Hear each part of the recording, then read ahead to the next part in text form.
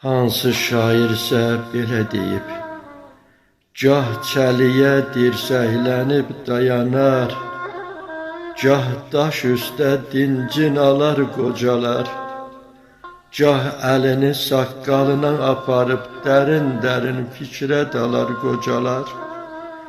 Ağrıyanda özü deyər özündən, yaş süzülər, qəm ələnər gözündən. Uşaq kimi uşağın da sözündən gah tutular, gah qaralar qocalar. Cavanlığın qoxusunu itirib, tay-tuşunun çoxsunu itirib, gecələrdə yuxusunu itirib, sübhə qədər oyaq qalar qocalar. Can neyləsin, hökm verən zamandır, gözdən düşüb yaddan çıxmaq yamandır. Ay qardaşlar, ey qardaşlar amandır, kövrəltməyin, kövrək olar qocalar.